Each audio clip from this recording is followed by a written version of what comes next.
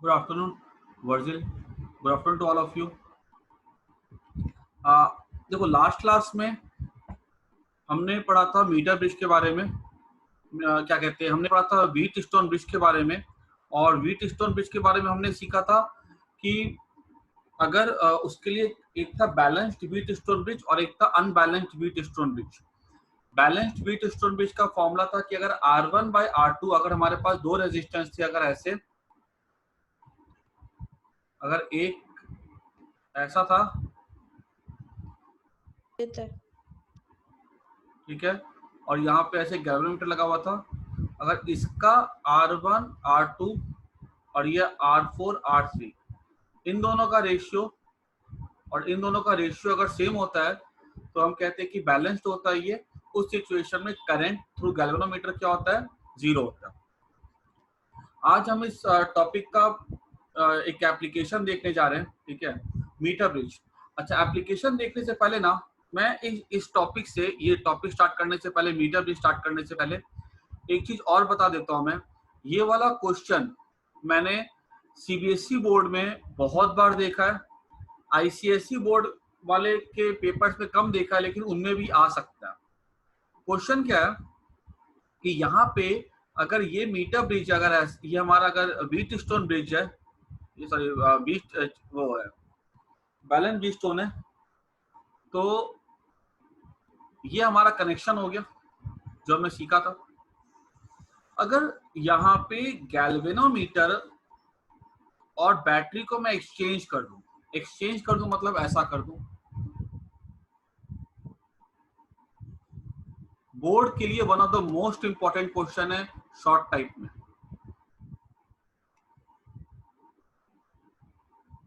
ये ऐसा कर दिया मैंने इसको,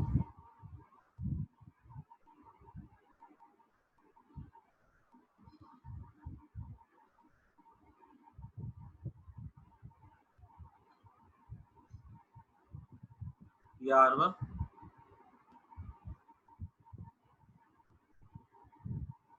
तो पूछा जाएगा कि अगर इस सेटअप के बदले मैंने ये वाला सेटअप कर दिया तो क्वेश्चन ऐसा रहेगा एग्जाम में, in the given setup galvanometer and battery are exchanged, what will be the effect on the current?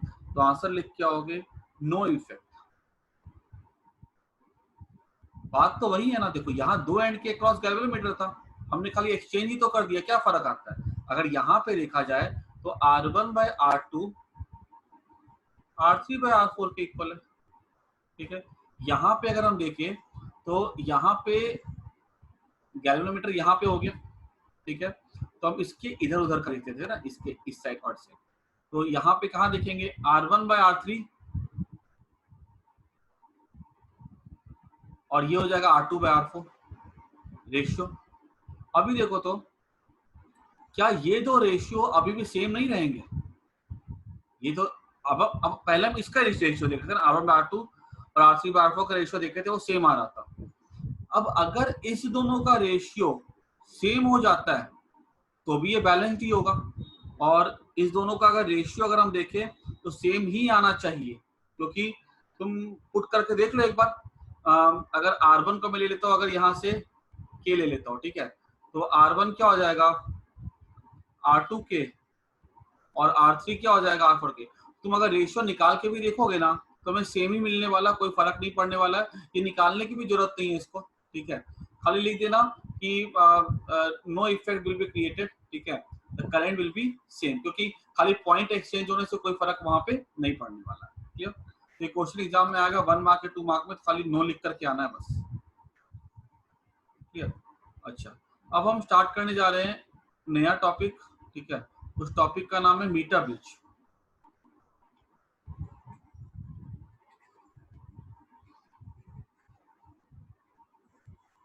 Topic का नाम है मीटर ब्रिज।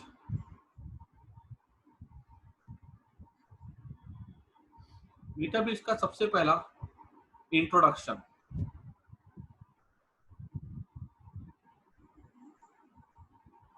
इंट्रोडक्शन में क्या लिख सकते हैं हम लोग, it is a device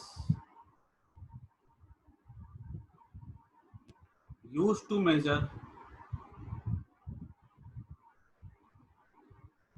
unknown resistors.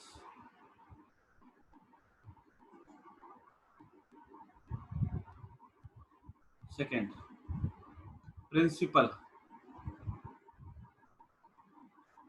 It is based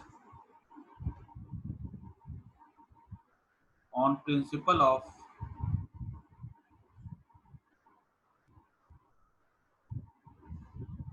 balanced Wheatstone bridge. ठीक है, ये इस कंसेप्ट बेस्ड होता है। अभी देखो इसकी थर्ड पार्ट हम देखेंगे, इसकी वर्किंग।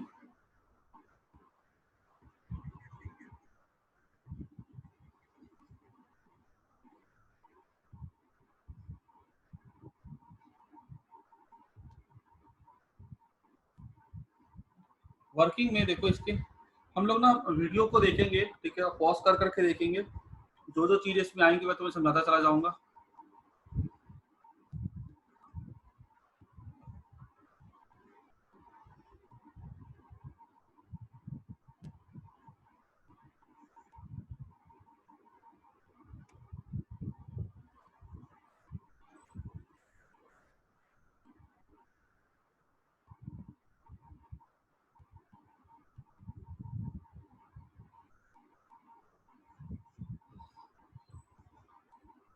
देखो ये बेसिकली क्या है, पूरा जो सेटअप होता है ना व्हीटस्टोन ब्रिज का, ये पूरा का पूरा सेटअप है।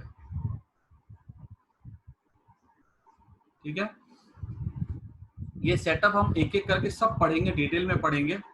जैसे ये हमारा resistance box, unknown resistance, wire, cell, battery, galvanometer, jockey, ये सब हम बारी बारी से डिटेल में पढ़ेंगे। ठीक है, ये पूरा सेटअप है मीटर ब्रिज का।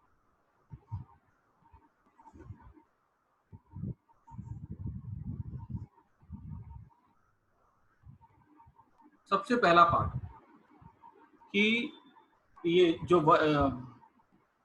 इसमें ना मैं बेटर होगा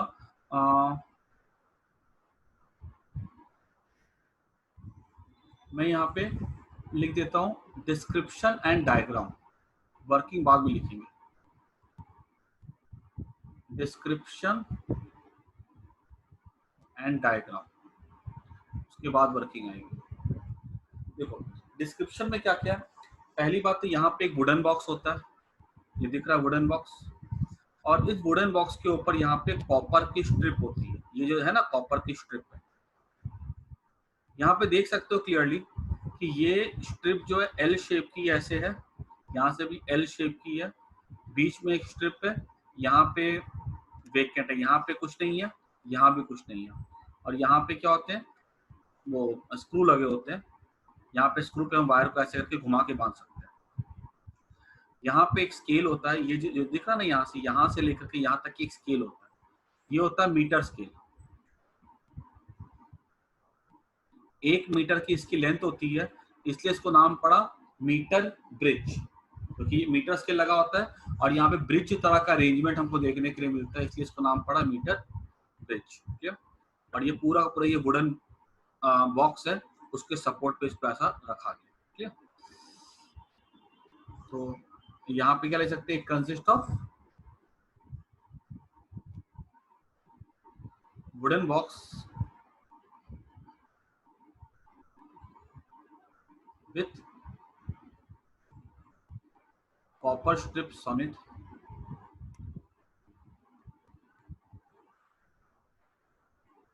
as shown in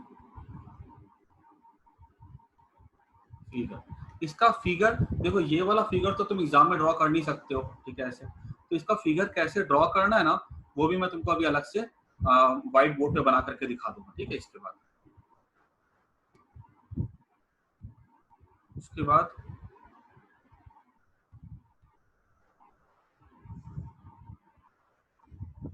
देखो यहाँ पे क्या है, ये दो गैप है, एक G1 एक G2। ठीक है, यहाँ पे एक टर्मिनल होता है, ठीक है, स्क्रू टाइप का लगा होता है, उस पर वायर लगाते हैं हम लोग, यहाँ भी स्क्रू है, यहाँ भी स्क्रू होता है, यहाँ भी स्क्रू होता है। ठीक है, और ये जो है ना, ये वाली इंपॉर्टेंट वायर है।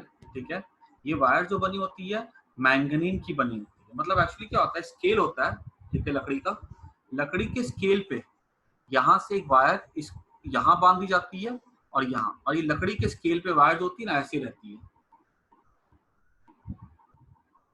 ये लकड़ी का स्केल होता है और इस लकड़ी के स्केल के ऊपर वायर ऐसे फिक्स होती है।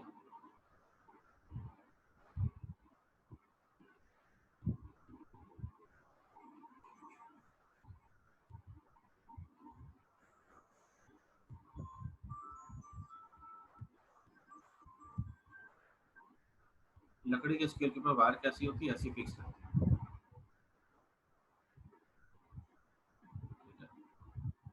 स्केल को टच करते हुए जाती है और यहाँ पे वायर को बांध दिया जाता है दो एंड पे। तो सीधी सी बात है, स्केल की लेंथ अगर 1 मीटर होगी तो वायर की भी लेंथ क्या होती है, 1 मीटर होती है। वायर किससे बनी होती है, मैंगनीज से बनी होती है। मैंगनीन की वायर क्या होती है, मैंगनीन एक तरह का एलॉय होता है, और तुमने पढ़ के रखा है, शुरुआत में मैंने पढ़ा दिया था कि जो एलॉय होता है ना, टेम्परेचर बढ़ने से उसके रेजिस्टेंस में ज़्यादा फर्क नहीं पड़ता, ऑलमोस्ट सेम रहता है। तो हमको ऐसी वायर चाहिए होती है, अगर रेजिस्टेंस बदलता चला जाएगा तो हर बार रीडिंग अलग आएगी, तो हम चाहते हैं कि रेजिस्टेंस सेम रहे, इसलिए हम यहाँ पे यूज़ करते हैं मैंगनीन की वायर। और यूनिफॉर्म मतलब क्या होता है, हर जगह पे वायर की जो थिकनेस होती है, जो डायमीटर होगा वायर का, वो कैसा होता है, सेम होता है, ठीक है। तो यहाँ पर हम लिख भी सकते हैं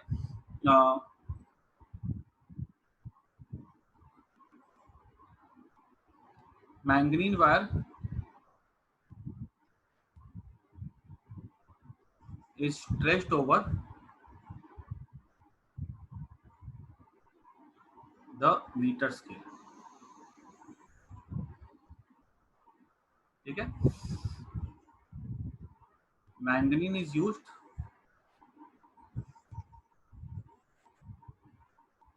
because its resistivity, ये नोट करते चले जाना, ठीक है, because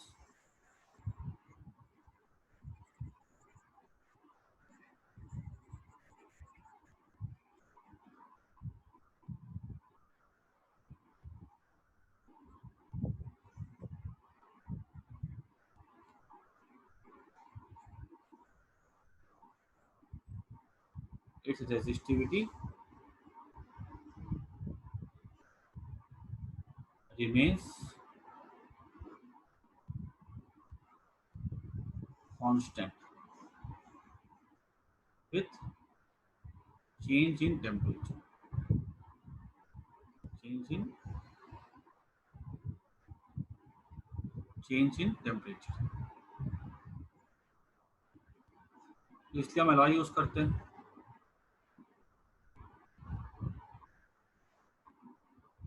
ठीक है, तो उसके बाद देखो आगे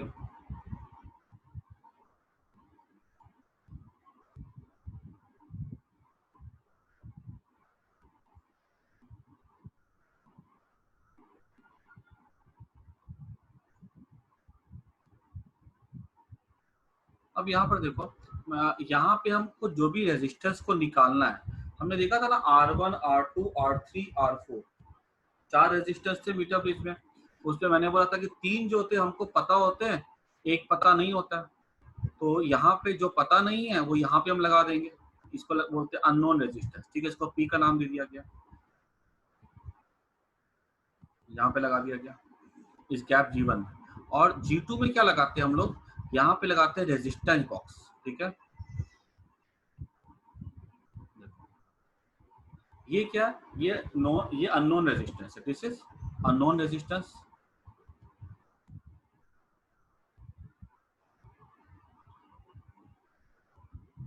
और ये क्या होता है, ये रेजिस्टेंस बॉक्स होता है, ठीक है।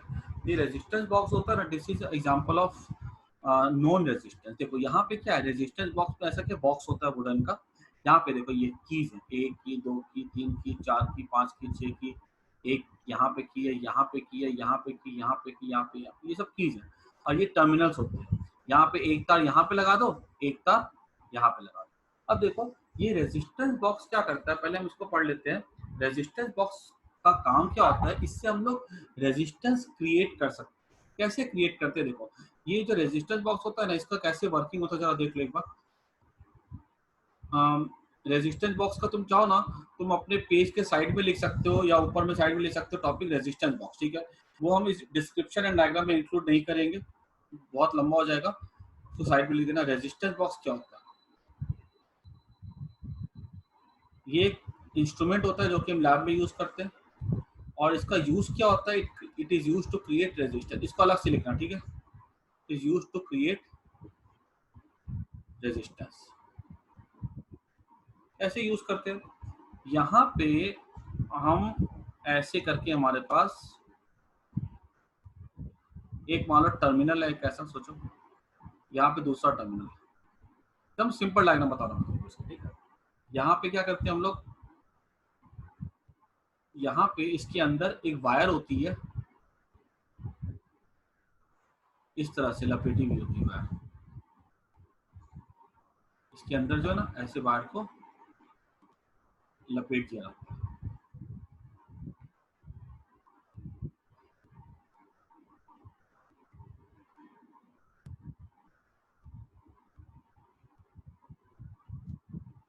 ऐसे घुमा करके यहाँ से वायर को निकाल दिया जाता है, ठीक है। तो यहाँ पे ऐसे टच नहीं करवाना अपने को,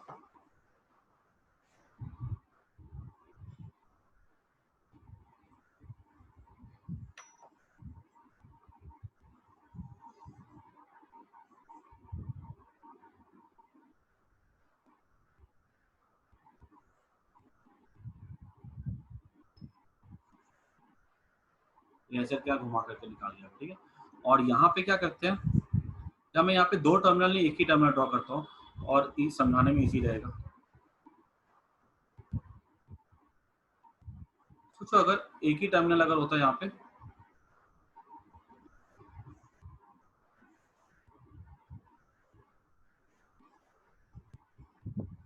जैसे तार करंट को फ्लो करवाएगी, करंट ऐसे गई, करंट गई घूम करके अंदर ऐसे, ऐसे गई, ऐसे गई, करंट जब बाहर निकलेगी, अब यहाँ से करंट ऐसे बाहर निकलेगी,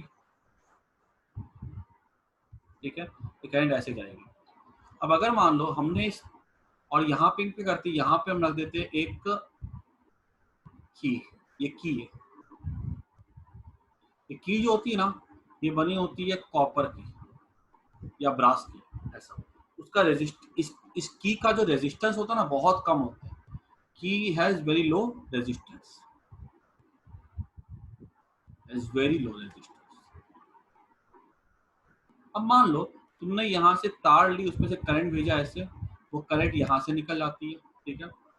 अगर मान लो हमने ये की को ऐसा लगा के रखा हुआ है, करंट जाने के लिए दो ऑप्शन है, एक ये वाला ऑप्शन है, एक ये तार का ऑप्शन है। लेकिन ये की का, ये जो की है ना कॉपर वाली की, इसका रेजिस्टेंस बहुत बहुत बहुत कम होता है। तो करंट हमेशा कहाँ से जाना पसंद करेगी, जहाँ पे रेजिस्टेंस कम हो। तुमको दो रास्ते मिले, जहाँ भीड़ कम हो कहीं भीड़ ज्यादा हो, कहाँ से जाना पसंद करोगे, जहाँ पे भीड़ कम होगी। करंट भी कहाँ से जाएगी, जहाँ पे भीड़ कम मतलब रेजिस्टेंस कम होगा, करंट यहाँ से जाएगी। अब अगर मान लो मैंने क्या किया, मैंने इस की को यहाँ से निकाल दिया, ठीक है, की को निकाल दिया मैंने, तो अगर मैंने यहाँ से की को निकाल दिया, ये रास्ता वैसा हो गया, देखो। अब क्या है, अब अगर करंट को जाने का मिलेगा तो यहाँ तो एयर गैप हो गया, करंट के लिए एक ही रास्ता बचा, एयर गैप तो इंसुलेटर होता है तो जाने नहीं देगा करंट को, तो करंट कहाँ से जाएगी, करंट इधर से जाएगी, क्योंकि अब ये एक्सट्रीमली हाई रेजिस्टेंस पाथ हो गया, ये लो रेजिस्टेंस हो गया, करंट ऐसे जाएगी और यहाँ से जाएगी। इसका हमने वायर जो हमने बना के रखा है यहाँ पे, इस जो कंपनी बनाती है वो लेंथ को, एरिया को, सब कुछ नाप लेगी, और यहाँ पे इसका बना देगी रेजिस्टेंस 5 ओम की वायर, ठीक है। अब यहाँ पे इसको करंट को जाने के लिए कितना रेजिस्टेंस मिला है, 5 ओम का मिला। तो हम बोल सकते हैं यहाँ पे हमने कितना रेजिस्टेंस, की को निकाल के हमने कितना रेजिस्टेंस यहाँ पे क्रिएट किया, तो 5 ओम का रेजिस्टेंस क्रिएट किया। यहाँ पर जो है ना, इस हर एक की के नीचे क्या होता है, ऐसी रेजिस्टेंस वाली वायर होती है, ठीक है। डब्बा खोल के देखोगे तो अंदर में तुमको ऐसी रेजिस्टेंस वाली वायर मिलेगी। और ये सब वायर जो होती है ना आपस में कनेक्टेड होती है सीरीज में। अब अगर मान लो तुम सोचो मैंने एक ही ड्रॉ किया, अगर यहाँ पे 1 ओम का है, यहाँ 2 ओम का है, मैंने 2 की निकाल दी, तो मैंने कितना रेजिस्टेंस क्रिएट कर दिया, 3 ओम का। अगर यहाँ पे 1 ओम है, यहाँ पे 2 ओम है, यहाँ भी 2 ओम है, मैंने निकाल दिया 3 की, बाकी को लगे रहने दिया, यहाँ पे कितना रेजिस्टेंस क्रिएट हो गया, 1 + 2 5 ओम। इस तरह से करके हम लोग बहुत सारे रेजिस्टर्स को यहाँ पे क्रिएट कर सकते हैं। ठीक है, 1 ओम का होता है, 2 ओम का होता है, 2 ओम का होता है, 5 ओम का होता है, 10 ओम का होता है, ठीक है, 50 ओम का होता है। ऐसे करके हम लोग बहुत अपने मन से रेजिस्टेंस को क्रिएट कर सकते हैं। कैसे रुपए होते हैं, तुम्हारे पास 3 रुपए, तुमने कभी 3 का सिक्का तो देखा नहीं होगा, या 3 का नोट तो होता नहीं है। 1 का नोट, 1 रुपए का सिक्का होता है, 2 रुपए का सिक्का होता है, 5 रुपए का होता है। अब हमको मान लो 4 रुपए चाहिए, तो हम क्या करेंगे, दो सिक्के ले लेंगे। 3 रुपए चाहिए तो एक सिक्का और दो का सिक्का लेके 3 रुपए बना लेंगे। ठीक है, 9 रुपए चाहिए, ठीक है, तो हम 5 ओम निकाल देंगे, हम 2 ओम और 2 ओम निकाल देंगे तो 9 ओम हो जाएगा। ठीक है, तो ऐसे करके हम यहाँ से निकालेंगे और यहाँ पे हम मन चाहे रेजिस्टेंस को यहाँ पे ला करके क्रिएट कर सकते हैं। ठीक है, तो हम यहाँ पे यहाँ का रेजिस्टेंस हमको पता होता है, हमने कितने कौन सी की निकाला है, उसको हम एडअप करके यहाँ पे रेजिस्टेंस को निकाल सकते हैं। तो G1 पे क्या होता है, अननोन रेजिस्टेंस होता है, और G2 पे क्या होता है, यहाँ पे होता है नोन रेजिस्टेंस।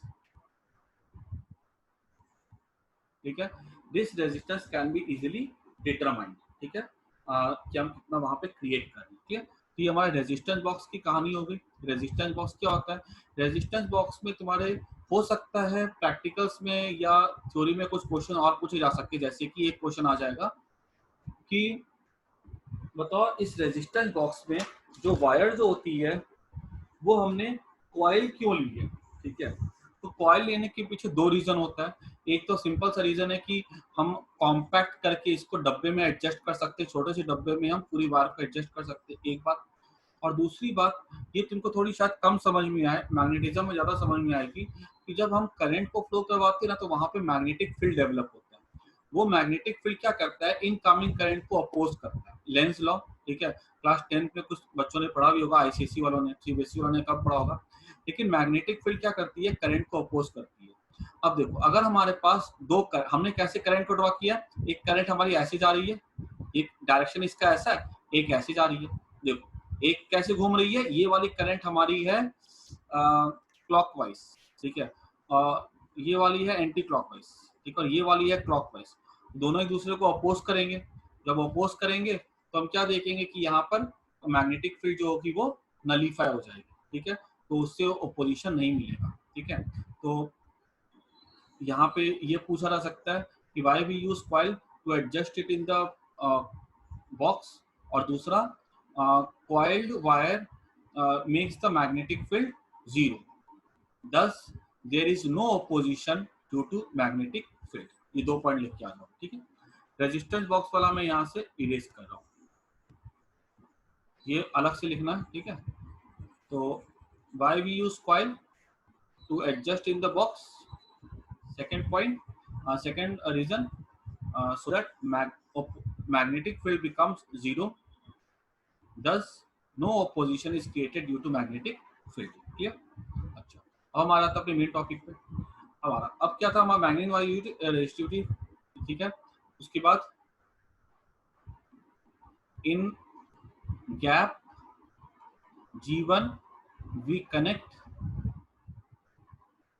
known resistance या unknown resistance, and in gap G2 we connect known resistance। वो भी हम चेंज कर सकते हैं ब्रैकेट पे, रेजिस्टेंस बॉक्स। आगे बात समझो, उसके बाद देखो आगे।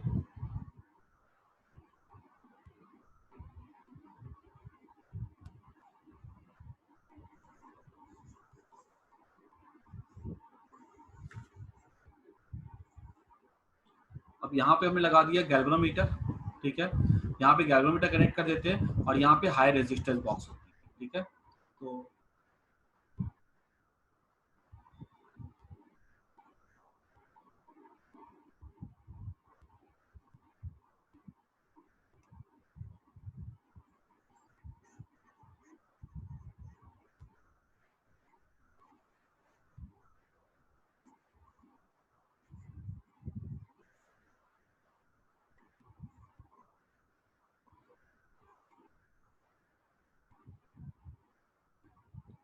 one end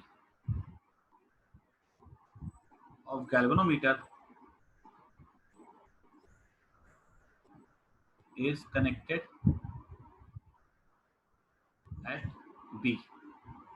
ठीक है, यहाँ पे दिख रहा, इसका यहाँ पे कनेक्ट करते हैं गैल्वेनोमीटर का एक एंड, ठीक है, और यहाँ पे क्या कनेक्ट करते हैं, हाई रेजिस्टेंस। ठीक है, हाई रेजिस्टेंस क्यों कनेक्ट करते हैं, क्योंकि देखो जब हमको मान लो जब तक ये बैलेंस नहीं होता है, डिफ्लेक्शन करंट तो पास करेगी गैल्वेनोमीटर से, तुरंत हमको ऐसा नहीं होता कि यहाँ पे जीरो मिल जाता है। वर्किंग में देखेंगे तो करंट पास होती है, और करंट अगर पास होगी ना यहाँ से, और अगर हाई रेजिस्टेंस नहीं होगा ना यहाँ पे, तो करंट बहुत ज्यादा पास हो जाएगी गैल्वेनोमीटर को, डैमेज कर सकता है इसको।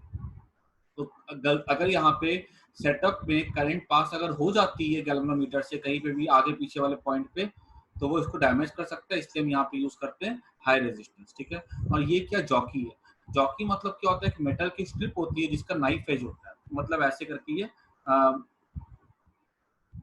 ऐसे करके यहाँ पे इसका ना थोड़ा सा नीचे से ऐसे नैरो होता है, ये ऐसे नाइफ एज होता है। ठीक है, और यहाँ से हम क्या करते हैं, ऐसे करके तार को ला करके ज्वाइन कर सकते हैं, ऐसे यहाँ पे तार को लाते हैं। ठीक है, और यहाँ पे क्या करते हैं, इसको यहाँ पे स्लाइड करवा सकते हैं, इधर उधर ऐसे करके मूव करवा सकते हैं। ठीक है, ये जॉकी है।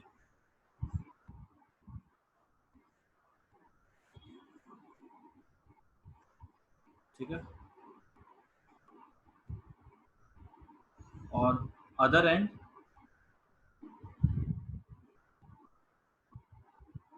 is connected to jockey via high resistance।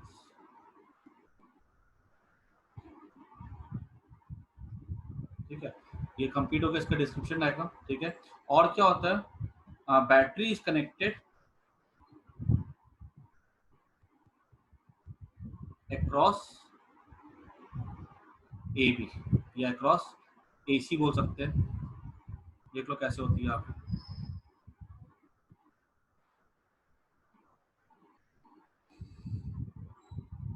ये हाई रेजिस्टेंस का रूल समझ में आ गया, इसको डैमेज करने से बचाता है।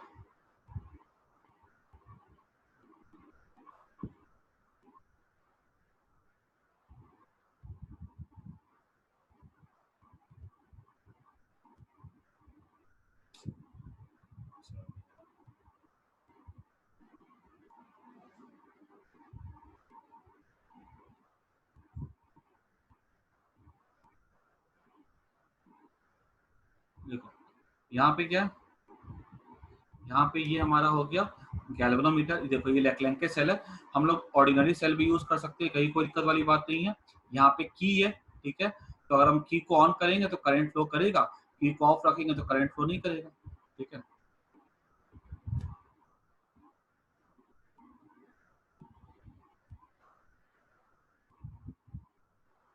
अब देखो यहाँ पे क्या किया जाएगा, इसको जो है ना अभी 2-3 मिनट बाकी है, खत्म हो जाएगा ना तो फिर से ज्वाइन कर देना।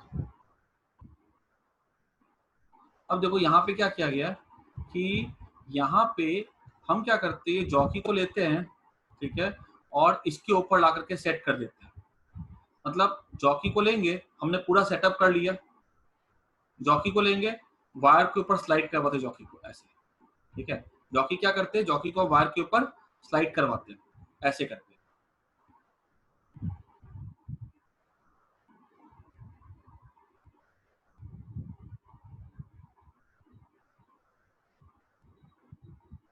यहाँ पे ऐसे स्लाइड होगी। ठीक है,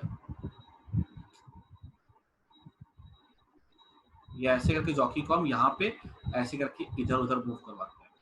कहीं पे लाके जॉकी को रखेंगे ना, एक ऐसा पॉइंट होता है जहां पे रखेंगे तो गैल्वेनोमीटर जो होता है जीरो डिफ्लेक्शन दिखाता है।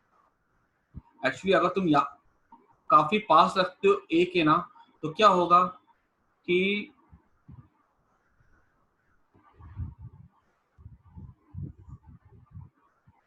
अगर हम इसको काफी पास रखते हैं ना, तो डिफ्लेक्शन जो होगा ना गैल्वेनोमीटर का, वो एक ऐसा होगा, इधर होता है। अगर हम उसको काफी इधर लेके आ जाएंगे ना तो डिफ्लेक्शन ऐसा होगा, बीच में कहीं पे ऐसा होगा जहां पे इसका डिफ्लेक्शन जीरो पे आ जाएगा, ऐसा बिल्कुल जीरो पे रहेगा। अदरवाइज वो लेफ्ट में भी रह सकता है, वो राइट में भी रह सकता है। लेफ्ट में या राइट में मतलब वो अनबैलेंस्ड व्हीट स्टोन ब्रिज, उसमें करंट फ्लो कर रहा है गैल्वेनोमीटर से, बीच में कोई ऐसा जगह मिलता है जहां पे करंट फ्लो नहीं कर रहा। क्यों नहीं कर रहा वो हम डिस्कस करेंगे भी वर्किंग में। तो हम ऑब्जर्व क्या करते हैं, कहीं पे हमको जीरो डिफ्लेक्शन मिलता है, हमको वो पॉइंट सर्च करना है वहां पे कहाँ पे मिलता है। और जब ये लेफ्ट या राइट होता है ना तो वहां पे करंट फ्लो कर रहा होता है, और जब करंट फ्लो कर रहा होता है तो वो हैवी करंट होता है। अगर यहाँ से रेजिस्टेंस बॉक्स नहीं होना, ठीक है, हैवी करंट फ्लो करे उस सिचुएशन में जहाँ वो बैलेंस नहीं हो, तो ये हमारा गैल्वेनोमीटर क्या होता है, वो डैमेज हो सकता है। ठीक है, तो हमको वो पॉइंट को वहां पे सर्च करना है।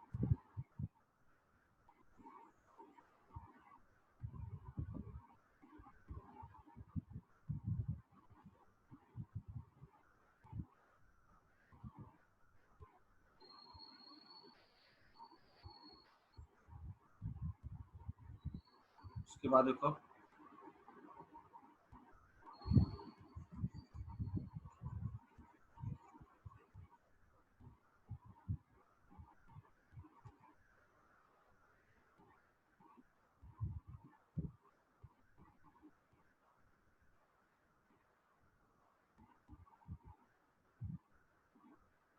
तो ये वाला जो पार्ट है ना, इससे कैलकुलेशन वाला पार्ट हो जाता है। ये वाला पार्ट हम लोग अभी क्या करना, फिर से ज्वाइन करना एक बार, फिर हम ये वाला पार्ट वहां पे सीखेंगे। ऐसे 1 मिनट में ये नहीं होने वाला। ठीक है, मैं ये क्लास अभी एंड कर रहा हूँ, ठीक है, और अभी ज्वाइन कर जाना 5 मिनट के बाद, फिर हम इसको यहाँ से आगे स्टडी करेंगे। ठीक है, 5 मिनट के बाद फिर से ज्वाइन कर लेना।